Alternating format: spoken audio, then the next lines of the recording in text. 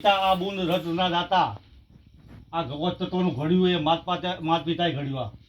આ વિશ્વનો કોઈ તાકાત નથી કોઈ ભગવાને આ ઘડ્યું હોય કે કોઈ દેવીએ ઘડ્યું હોય. આખા વિશ્વની અંદર માત પિતા સિવા આનો કોઈ ઘડનારો નથી. આ માત પિતાએ ઉત્પન્ન કરેલું છે. માત પિતા રત દૂધના દાતા, ગુરુ દાતા મોક્ષના. શરીર આપી શકે માત પિતા, આ દેહ પોત તત્વનો દેહ માત પિતા આપી શકે, પણ મોક્ષ ના આપી શકે કોઈ દાડો.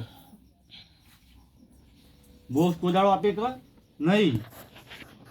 તો આ જગતની અંદર આપણે ભક્તિ કરવા મૂકી તો ભક્તિ કરવા માટે આપણે આવ્યા છીએ. તમે જુઓ, પહેલા જ્યારે ભક્તિ બહાર પણ ભક્તિ આપણે તમે જો ભજન કહીએ ને આપણે તો પહેલા યુગમાં પહેલા જ રાજાએ ભક્તિ કરી બાળપણમાં પહેલા જ. હવે આ પહેલા જ રાજાના પિતા કોણ હતા? હરણાકશપ બીજું કોઈ? હવે એને ભક્તિ ગમતી હતી? જોવાનું તમે કે પહેલા હરણાકશપ હતો કે એને ભક્તિ ગમતી હતી? નથી ગમતી. ભગવાનનું નામ લેવા નતું દેતો. એને ભગત થવા દેવો નતો. એને ભગત નતો થવા દેવું. એને ભગત થવા તો આપણે ઘરમાં તમે જુઓ શું છે આજે? ના કોઈ ભક્તિ કરવી નહીં, કોઈ ભગત થવું નહીં, તો હરણાકશ આપણા ઘરમાં નહીં. આપણા ઘરમાં જ આપણો મા બાપ શું છે તમને એમ કે હા છોકરાને ભણાવો, એમ કે છે મા બાપ તું આગળ વધ, તું સાહેબની નોકરી લેજે, તું ડૉક્ટરની નોકરી લેજે, તું માસ્ટરની નોકરી લેજે, તું એન્જિનિયર બનજે. તું બધું કે છે બધું, પણ એમ નહીં કે મા બાપ કે તું કોઈ સંત બનજે, તું ભગત બનજે. આ વિશ્વમાં કોઈ એવો નથી કહેતો કે તું ભગત થજે. એવું કહેનારા મળે છે? આ હરણાકશપ નહીં તો બીજું સહ શું? જેસલને પણ તમે જો એની ભાભીએ જ્યારે મેણું માર્યું, એની ભાભીએ મેણું માર્યું કે તોરી ઘોડી તોરી તલવાર ને તોરી લાલ લઈ આવતું, કેમ કે એની ભાભીને ખરો હતો. હવે અહીં આગળ જેસલ આવ્યો, ચોરી આ લેવા આવ્યો તો હંતણો તો ચો આગળ જેસલ આવીને હંતણો ચો ગમણમાં સમા હંતણો તો. હવે ગમણ કોને કહેવાય? ગમણ આપણા ભેંસોનો ચાર નાખીએ ને તો બીજું કોઈ જે ચાર નાખવાનું આવે, ખાવા નાખવાનું ચાર એટલે ખાવા નાખવાનું, જે ખાવા નાખવાનું આવે એને ગમણ કહેવાય. ખાવા નાખવાનું આવે એને શું કહેવાય? તો આપણા ખાવા નાખવાનું આવે અને ખાવા નાખવાનું કોઈ બીજું કોઈ ઓને ગમણ કહેવાય. આ ખાવા નાખવાનું છે બીજું કોઈ છે? આ ખાવા નાખવાનું ઓને ગમણ કહેવાય. હવે આ ગમણમાં હંતાણા છો કે આપણે બધા શેમાં હંતાણા છો? આ ગમણમાં છો બીજે ચોય છો? હંતાણામાં બીજે ચોય? આ ગમણમાં હંતાણા હતા. હવે જેસલ એકલો હંતાણો બધા હંતાણા છે? જેસલ એકલો હંતાણો તો બધા હંતાણા? બધા એવો હંતાણા ગમણમાં. તો પણ જેસલ તો એક ભાથીડો તો તમે જો ગમણમાંથી લોબો હાથ કર્યો, કાઢ્યો ના કાઢ્યો બહાર? ગમણમાંથી હાથ કાઢ્યો બહાર રીતે અને 5 ફૂટનો કિલો માર્યો કે ના માર્યો? ગમણમાં રે ખીલો મારીને હાથ કાઢ્યો બહાર એટલે ખીલો માર્યો.